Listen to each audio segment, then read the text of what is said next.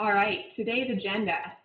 First, for those of you who are newbies, I'm going to just share some basic facts. Then we'll go through the essentials of an effective account. What should be in your bio? What should your picture look like? Then we'll go ahead and really, this is the meat of the webinar, how to increase engagement, because that's what it's all about, especially as a conservative. We don't want to just be that voice crying out in the wilderness. We want to actually actively engage people who believe the same as we do, as well as those who don't. We'll talk about how to do that with Twitter, ways to follow breaking news through Twitter. Twitter is all about instantaneous response to breaking news. How can we be in that mix? And then tools to grow your audience and how to integrate Twitter with offline activities. And we will take the last part of the webinar for questions. So if you want to hold your questions off until then, I'll read through those and answer them. All right. Basic facts. We have monthly active users. This is a stat actually is already outdated. I believe there are between 300 and 500 active monthly users. With Twitter, as you'll see, it's growing, and it's something, and that's one of the reasons why conservatives really need to be on there, because as you'll see here, 44%. Twitter is currently the fastest growing social networking service with a 44% growth from June 2012 through March 2013. The exciting part about this growth is the older users adoption. Twitter age bracket 55 through 64 has increased, and that's actually the biggest increase in ages who actually use Twitter. So I love that fact because it's not Instagram, it's not Facebook, it's its own type of universe, and more and more people are getting excited about it. Two more stats. As of November 2013, so pretty recently, 1 in 10 Americans get their news from Twitter. And then 88% of social media users are registered voters. So that's something to think about when you think about why should I spend so much time, so many minutes or hours a day on social media. We'll think that we want to translate this online action to offline action. And when you think that 88% of social media users are registered voters, that they are getting their information online. I see that something just came through and asked if we will provide this webinar, a copy of this webinar for you, and you will all receive a copy. So if you're writing notes furiously right now, you can go ahead and just ease up because you'll receive an audio and video version of this webinar. What is Twitter? Twitter excels in short message bursts, event updates, blog pushes, reaching new people in your field of interest, and breaking news. The exciting part and the infuriating part at the same time is user limited to 140 characters, something that you definitely have to get used to. So I recommend that you just go for it, and you will. The more you do it, the better you'll get at keeping those thoughts brief. All right, let's go ahead and just dig into the Twitter profile here. Starting from the top, we have here we go. Okay, you can see my arrow, great. Our profile picture. If you are an individual and you're looking to use Twitter account as an individual, I always recommend that you use a real photo of yourself.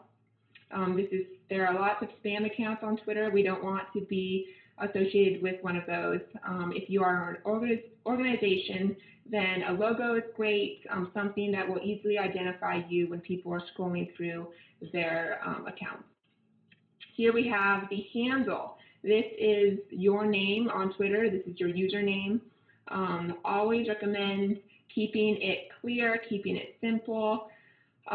When we look back at creating American Majority's Twitter handle, we would have thought twice before putting an underscore in our handle, and so we don't recommend putting an underscore. That's just one more barrier that people have to overcome when typing in, for instance, on their smartphone, trying to find you.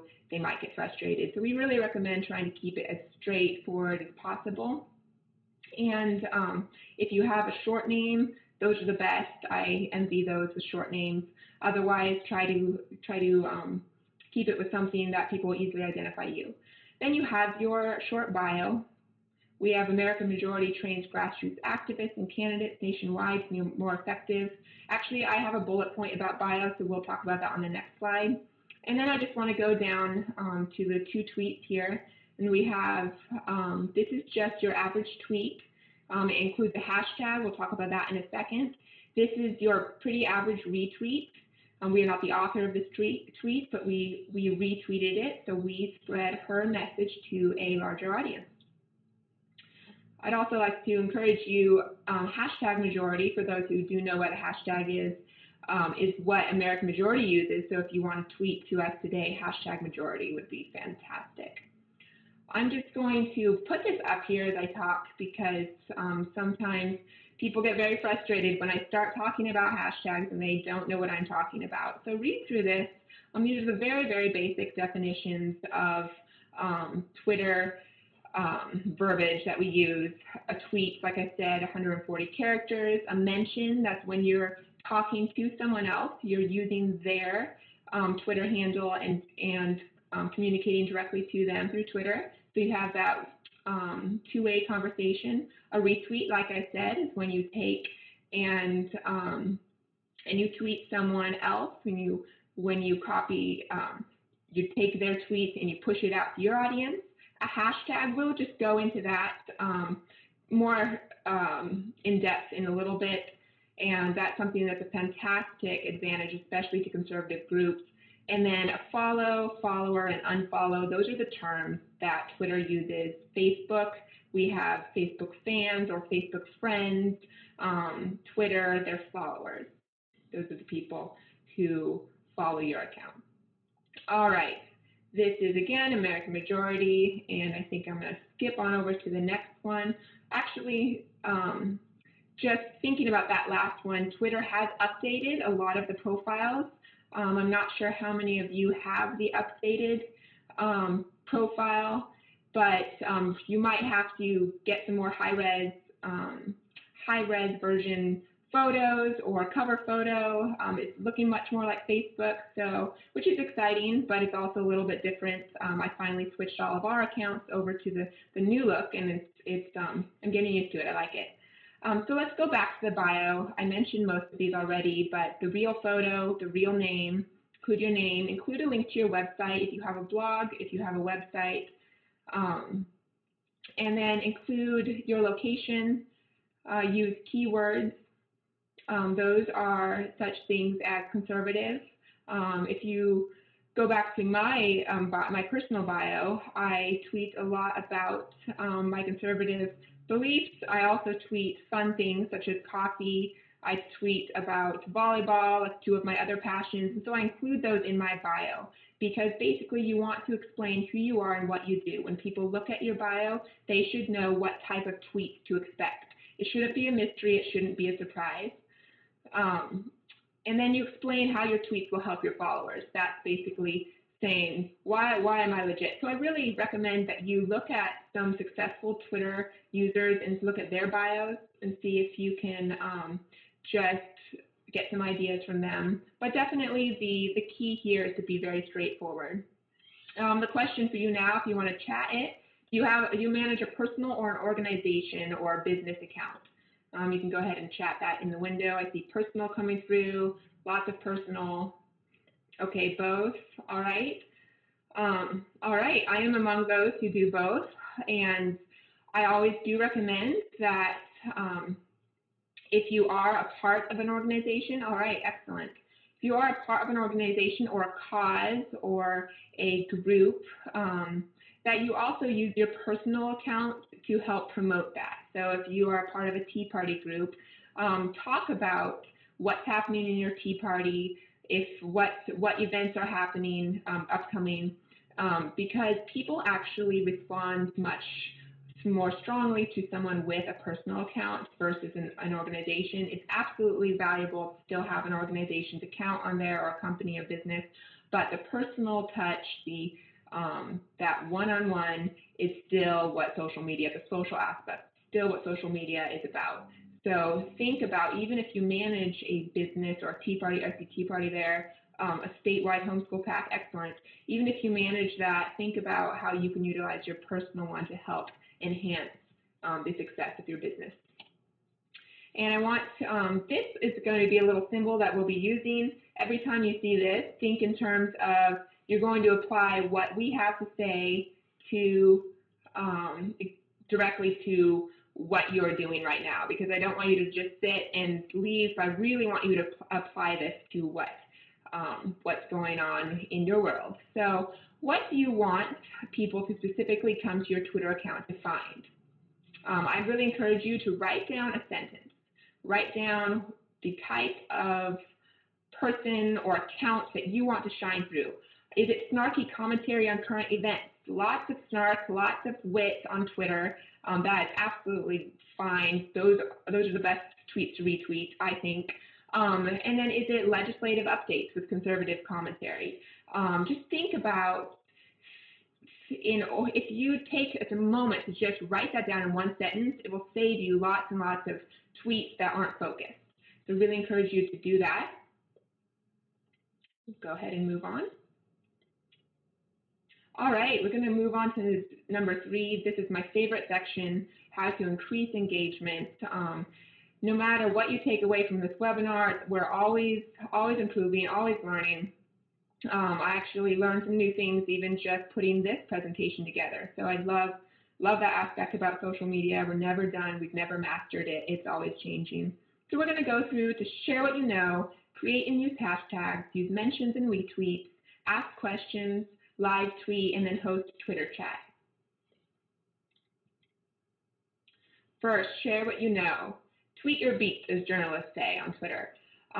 Basically, you need to determine your audience, all right? We just talked about determining who you are in your bio, what you want to be known for. Now, think in terms, what goes hand in hand is write down who you want to follow you.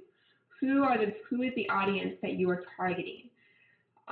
This is very important because you may actually have diverse audience. You may have conservatives in Richmond, very specific, or you may want to have a more influential audience. Often you need to include the influential audience, such as your representatives, along with your other audience, core audience. You may also just have aspects of your personality. We're not all just political animals. We watch movies, we drink coffee. So I actually have I put in my audience coffee lovers. Some people can put Star Wars fans, whatever it is. So don't just have one thing. I encourage you to put maybe a large purpose and then a couple sub points, because if you just tweet about one thing, people will get a little bit bored. All right, so what I want to do is just throw out some different types of tweets that you can do. One of the comments that I often get from people when they're frustrated with Twitter is, I don't know what to tweet. I can't come up with something. I can't come up with enough content to actually keep pushing it out there on this constant basis. So what I like to do is to talk about the different types of tweets. These don't all have to be original thoughts. All right, someone said go a little slower, and I do tend to talk fast, so I appreciate that. Let's go ahead and just go through this list. Local issues that are important to your audience, specifically for conservatives, and specifically if your audience is your state and your community. Think in terms of what local issues are happening. You want to talk about those. This is pretty much a no-brainer for most of you. National issues as well always affect the local level. Letters to the editor, blogs, and articles. Local newspaper articles that are things that are happening. Tweet links. So you can just, in the tweet, you can do a headline or you can include your own commentary. Blogs, actual longer pieces of content that you write. Twitter is very short and sweet, and so what you want to do is really push to longer, more thought-provoking pieces. And I encourage you to use it almost as a way to market your own blog, your own website. Keep pushing to those, but more in creative ways. Someone is saying, are you saying to tweet a URL pointing to the published commentary? Exactly. I am saying that you can put the headline, for instance, a headline of an article, and then you can go ahead and tweet a link to that. And we'll talk about how to use certain tools where you can track who, not who, but how many people clicked on those links, which is, yeah, exactly. And we're on the same page. I'm reading my chat here. That way you can click and see how many people clicked through to your website, that kind of thing. Quotes are awesome. As conservatives, we love to read quite often. We love the founding fathers. A lot of what we've learned in history is doomed to repeat itself, and so often quotes that I come across are very relevant to today's, to what's happening today. So I encourage you to even just put a quote, put some quotation marks around it. I give who gave it, Ben Franklin, or and then push it out there. But people love to retweet quotes, so I encourage you to do that. Mix that in. That doesn't have to be your original thought. Events, push people to events with a link. Here's a great event in the Richmond area, May 31st. Check it out. I'm going. And then we've mentioned website, blog, images and video, as well as tweets with links are the highest shared content on Twitter. And you'll see that Twitter changed a couple months ago to really include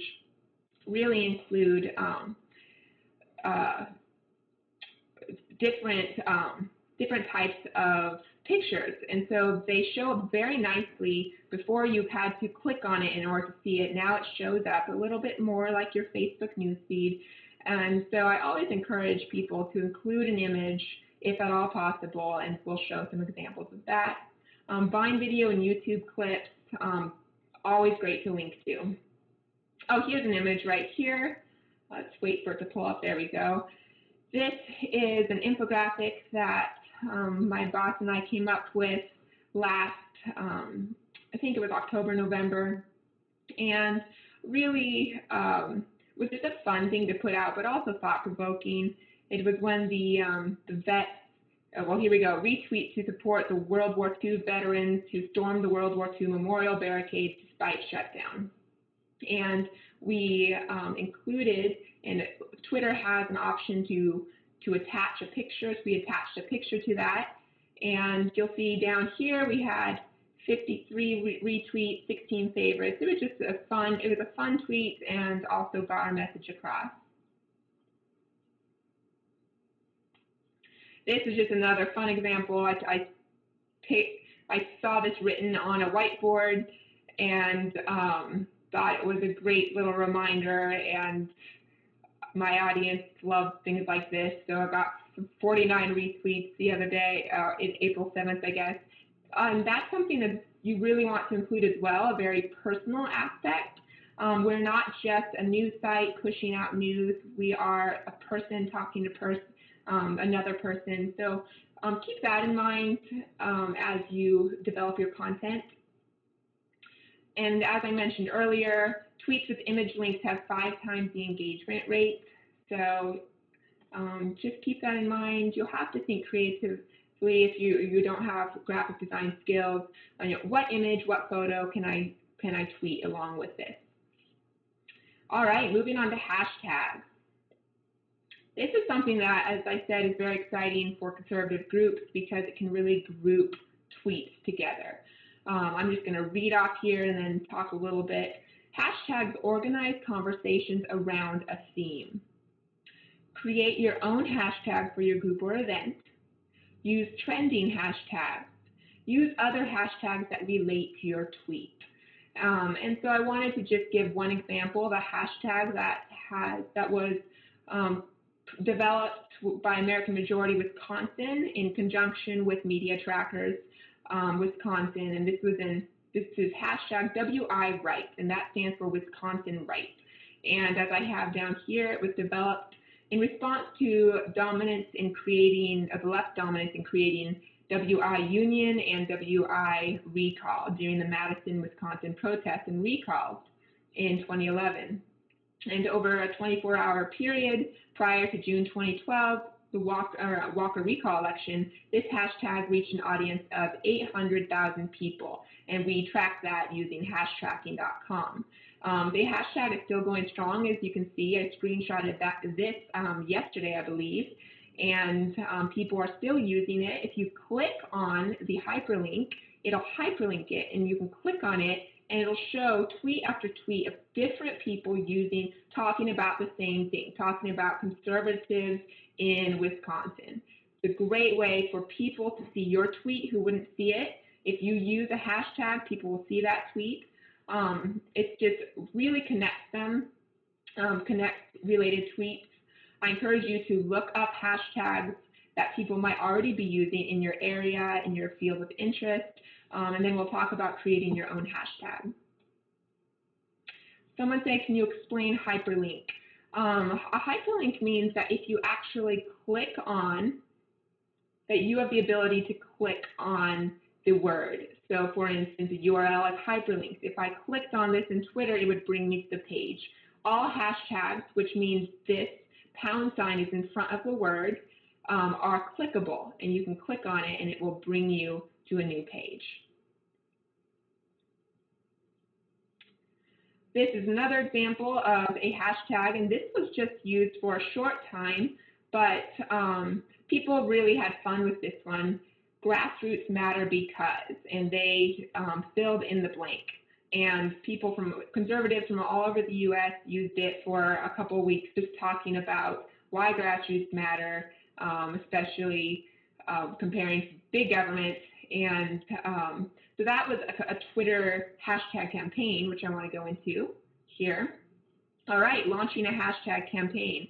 This is something that you might want to do with your group, especially around a certain issue. If you're taking a stance on a certain issue, you will think about creating a hashtag that tells the topic of conversation, and then encourage people. You use the hashtag with your Twitter account, encourage your friends and members to use that hashtag, and inevitably people across Twitter who may not even live there or have known that you existed find the hashtag and they start using it, and it just goes viral.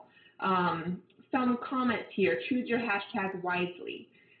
This one, McD Stories, was created by McDonald's a little bit earlier this year, and they had wanted people to share their good stories about McDonald's food with the world by using that hashtag. But anyone guess what actually happened? It was basically taken over by people who told the stories that McDonald's didn't want to hear, the stories of how the food made them sick, how bad it was. And so that is something that they didn't choose wisely. Perhaps they could have put something about a positive note in the hashtag, like happy McD or something like that, to show people that are using the hashtag that these are positive messages. So think, could the left or could your opponent use this hashtag and turn it around the other way? That's one thing to think about. Don't leave your hashtag campaign unattended. If you're pushing and pushing and pushing it, and your friends and your members are as well, and then you say, oh, it's 9 o'clock, time to go to bed, you wake up the next morning and someone has taken it and run with it the other way, it's something that will be kind of a 24/7 thing, probably for a couple of days, which can be exciting because it means it's making a difference. Spread the word about the hashtag. We talked about that. And we can actually do that often in events, offline events, like a training at American Majority. We talk about hashtags and people start using the same hashtags.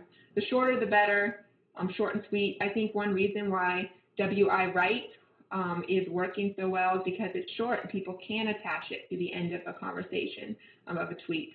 And then check to see if it's been used before. Just go ahead and type it in and actually see if people have used it.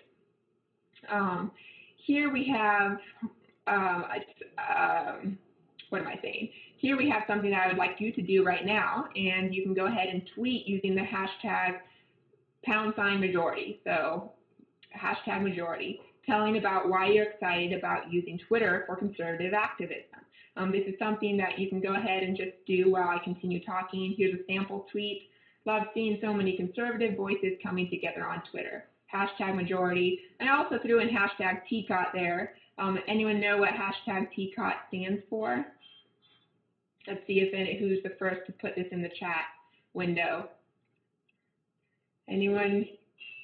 There we go, top conservatives on Twitter. That's something that's used quite a lot, so you may not want to use it all the time, but it is something that we like to pepper throughout our tweets. There we go, lots of people in the know. All right, moving on to using mentions and retweets. It's all about building relationships and keeping people engaged and you being engaged in what people are saying. Twitter is not something where you just post, but you also listen, you also respond, you react. And you engage. So one of the best ways to do this is to actually mention other accounts, other people. So you will take their Twitter handle. My Twitter handle is AubreyNB. So you would take that and then you would give me a message and you would tweet that out.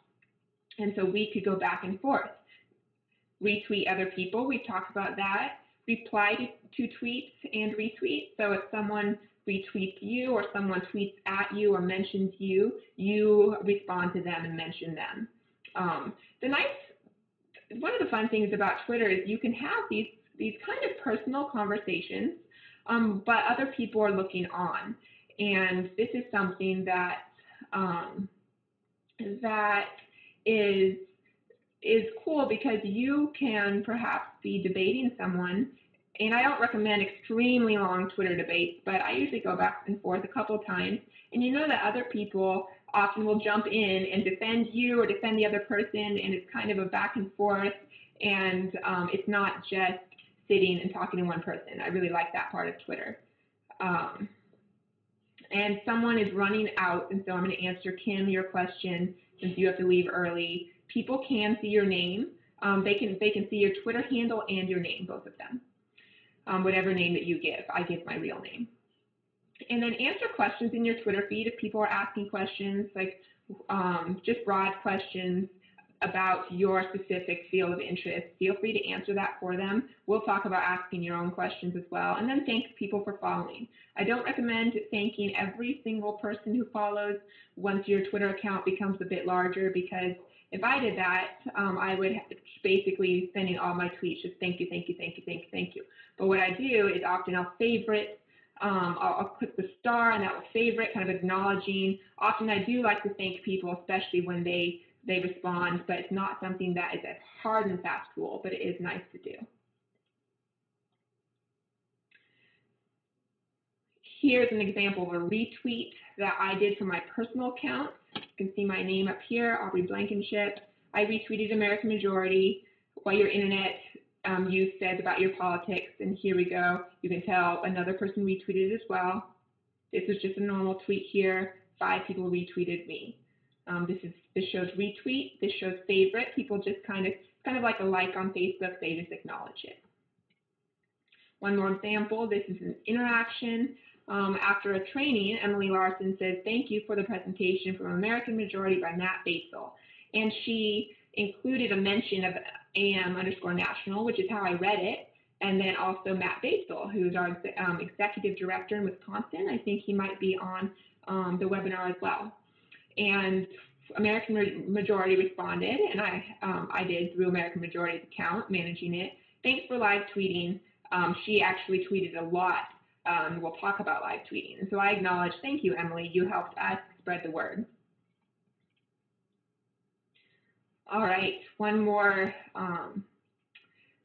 activity for you. Mention AM_national in a tweet. Telling your audience about one thing you're already learning in today's webinar.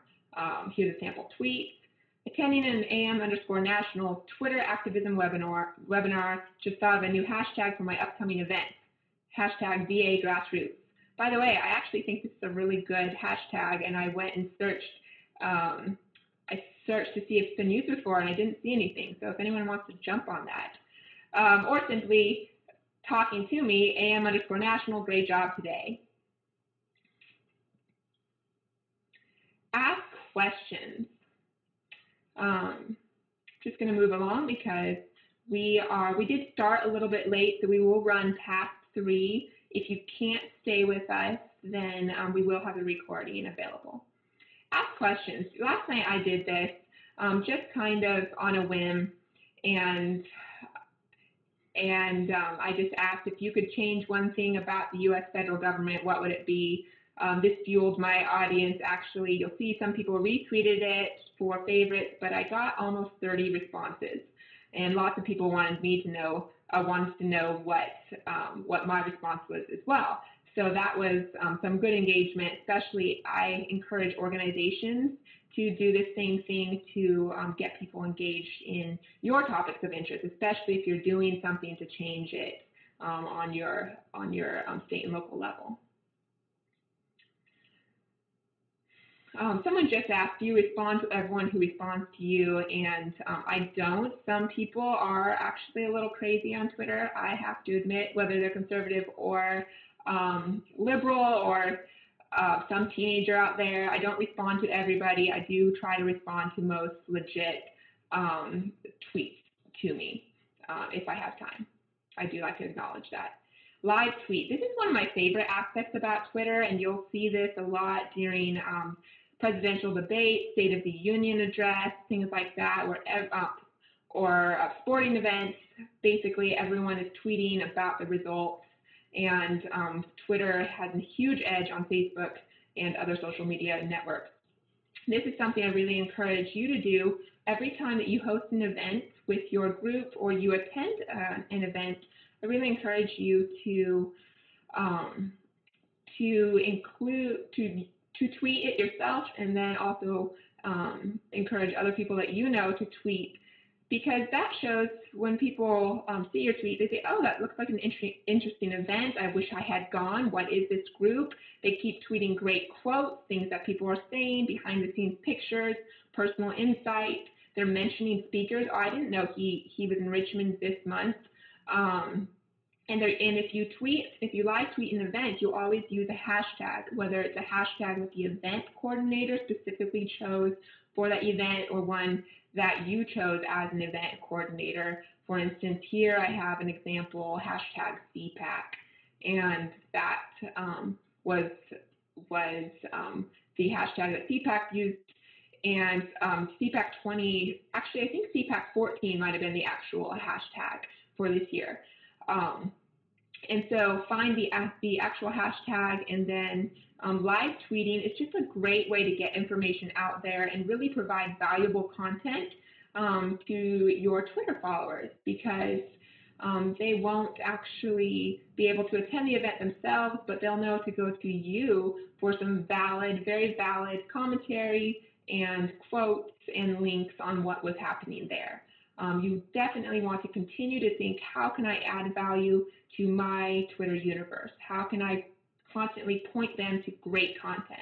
Especially as an organization, why do you want people to come to your specific account? Is it just to hear the inside scoop, or is it to hear about where to go for great content, where the next great event is going to be? You want to be that go-to place, and one of those great ways to show people that you are that voice is to live tweet. Another way is to host Twitter chats. And I spoke with 2 college students at Patrick Henry College last year, and we talked about a way for people to, especially students on campus or people interested in the college or in the area, to know that Patrick Henry College has a Twitter account. And so one of the ways to do that was to host a Twitter chat. And that means that you get some type of big name or a politician or an author or a speaker to say, oh, I will be on Twitter for 1 hour. So I will be on from 7 p.m.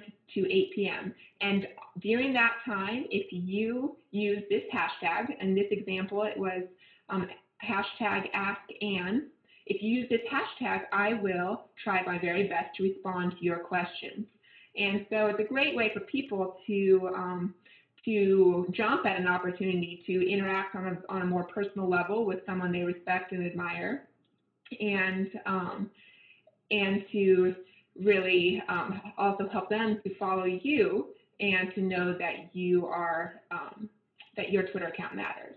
So I encourage you to write down a list of the different people who are already on Twitter, have a Twitter account, and who are influencers in the conservative movement, who would be willing to do a Twitter chat and co-hosted by your organization.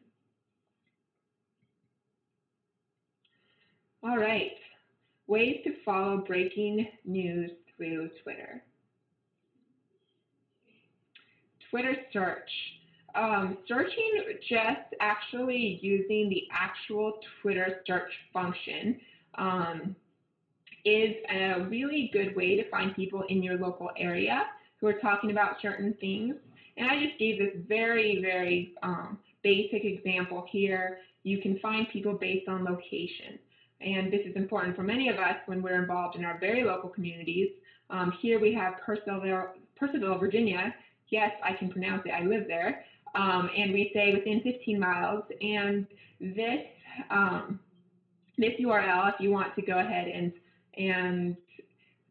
write this down, I think you can also just do twitter.com/search. Will actually do the HTML for you, so you can just put in your location and it will find the people. It can also combine that with what the people are talking about. So perhaps you can search by location and then also by people who are using the hashtag TCOT, so Top Conservatives on Twitter. So Top Conservatives on Twitter, or people who like to talk about conservative things in Purcellville. Boom, you find a list, and it's a great way to just to engage with them, follow them, reach out to them. Hi, I'm here too. Have you heard about our organization? Really good way to connect with people just through the actual Twitter search, no fee necessary. This is also on that same page, and this is advanced operators. As I was saying, it will tell you how to actually find people. But I would just want to give you this so that you know where to find it. All right. And I wanted to talk about Twitter lists. This is something that we use a lot at American Majority. We, as American Majority staff, use it quite a lot on our own accounts, and it's called a Twitter list. And this is something that you can create to categorize your followers or who you're following. I wanted to show right here that it's located under More on the new profile because it's a little bit difficult to find. If you click on that, it'll show a drop-down tab that says List. And you can see all of American Majority's public lists. There are two different types of lists that you can create. They're public, which means you'll create a list, and I'll go ahead and move over to this slide. This is a public list by American Majority. It has 16 members. 16 of American Majority's staff are very active on Twitter, and 94 subscribers, people who saw this list and want to have access to it, and so they can click on it anytime and see the latest tweets by the American Majority staff. This is a public list. You can make private lists. I have those as well, and those are just for you personally to keep track of certain categories of people. So I have private lists of different conservative organizations, of different authors I enjoy following, of different Christian speakers and pastors. Like one pastor's list that I enjoy following. I can make them public, but they're more for my personal use, so I just have made them private. I go and I can at a glance see the people in that category. And that's something that you can just build over time. Every time you add someone new, you follow someone new, you can click to add them to a certain list.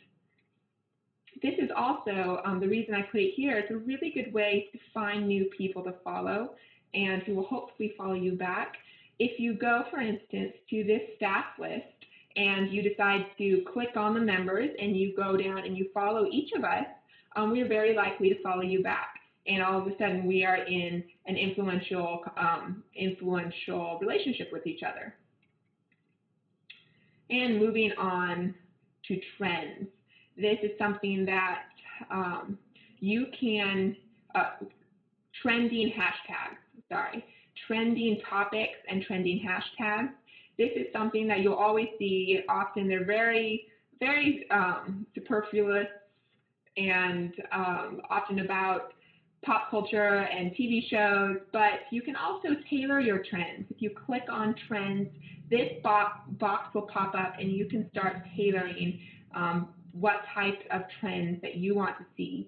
And then you will be alerted as to different topics that conservatives or people in your locality are talking about. Encourage you to play around with that.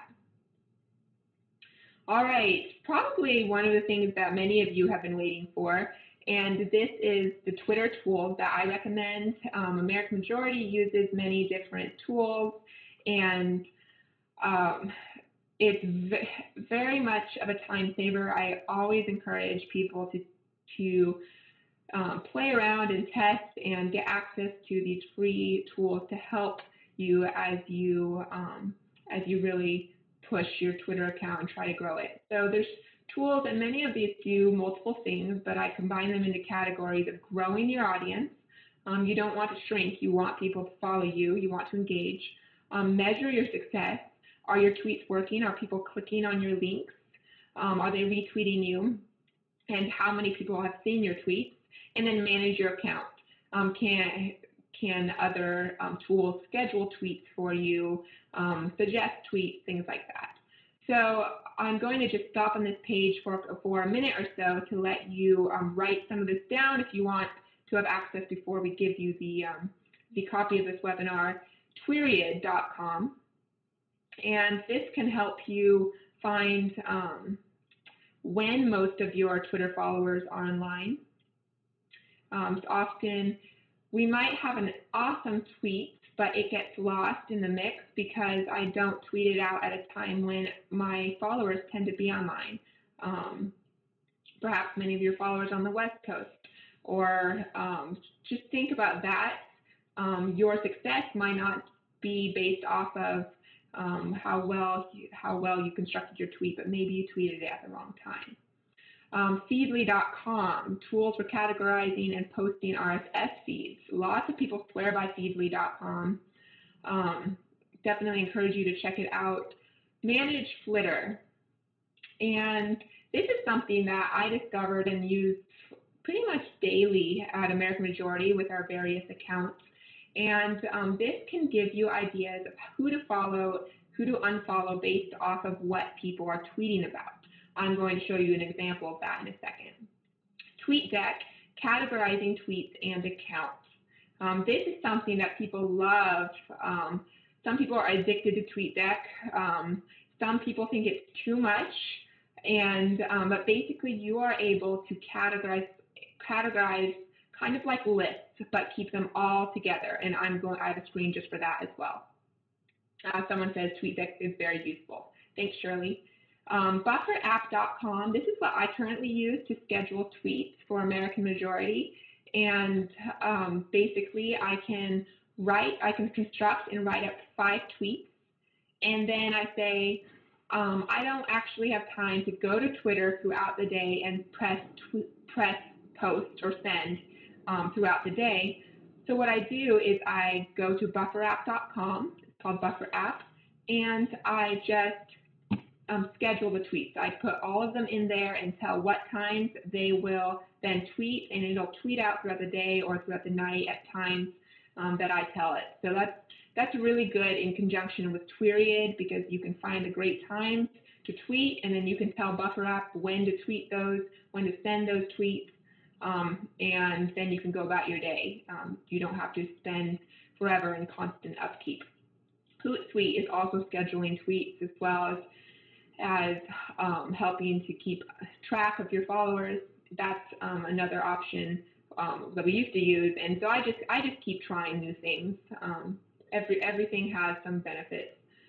Twitter lists, we talked about this. I think, pretty extensively. And this is an example of Buffer app. And here you can see a tweet that I have set to go out. It will go out at 4:08 p.m. Hootsuite does similar things.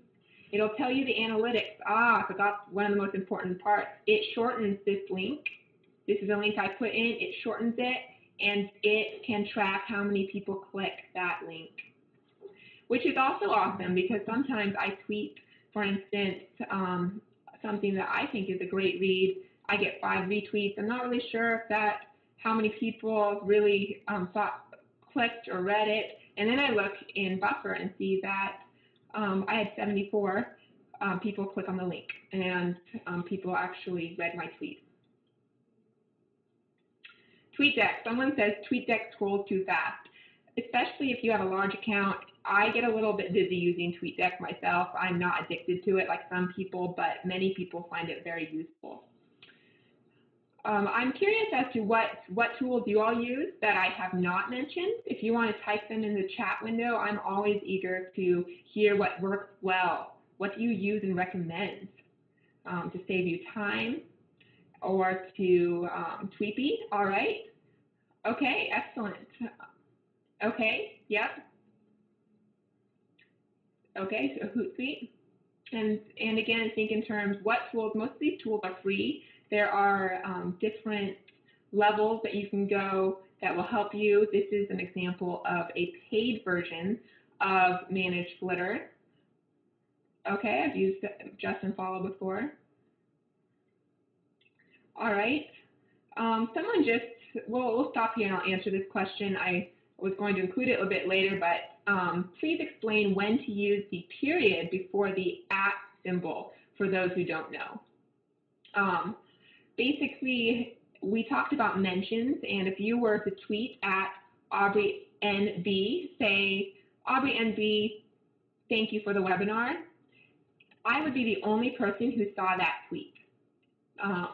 This is something that Twitter didn't used to have, but they then put it in. However, if you were to put a period right before the @ Twitter wouldn't see that as directly to me, and then all of your followers would be able to see that. So many people put a period before any tweet. That way, before any tweet that mentions someone, because that way everyone will read that reply. If that was unclear, feel free to do a little bit of research, but I do encourage you to use the period. This is Manage Flitter, and here I was saying it gives you help on who to follow. Account search and tweet search, you can search. This one is a tweet search. Let's say they're talking about Twitter activism, #majority.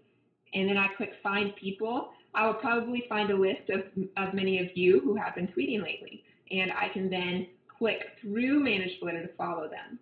I really enjoy Manage Flitter. And that is a paid version. I don't think it's very expensive. How to integrate Twitter with offline activities. All right, it's 3 o'clock. I'm going to try to wrap up here and then take a couple minutes for your questions that I haven't answered yet. I've been trying to answer some as we go through.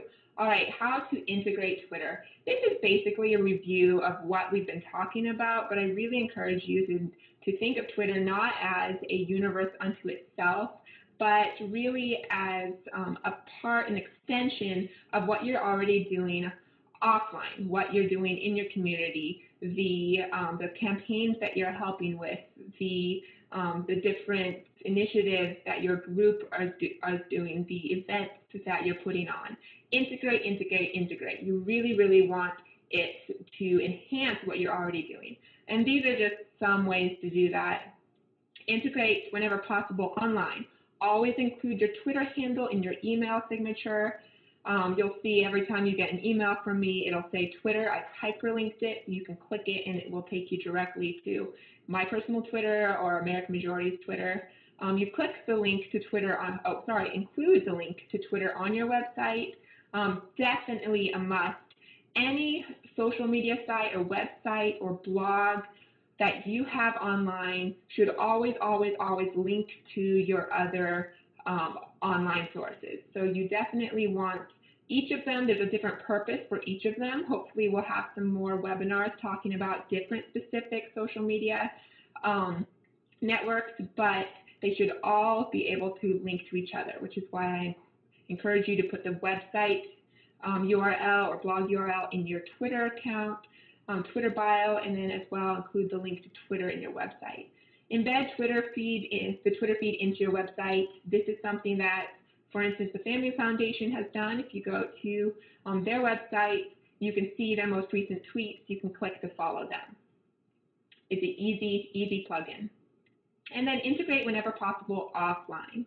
Create a hashtag for your group. Create a hashtag for individual events. Include your Twitter handle on your business card. Include your Twitter handle on your printed material. Again, this is one reason why we want to have professional Twitter handles, something that people can easily recognize as yourself, because you do want to use this in a professional, a serious way as well. Let's see. All right, and I think that is going to wrap up our main part. And it's 3:03 according to my clock. If you need to leave, please feel free. We will provide this. These are the 3 different Twitter handles that I've been mentioning. And go ahead and chat some of your questions in the chat window, and I'll go ahead and answer some of them now. Anything that I did not yet answer.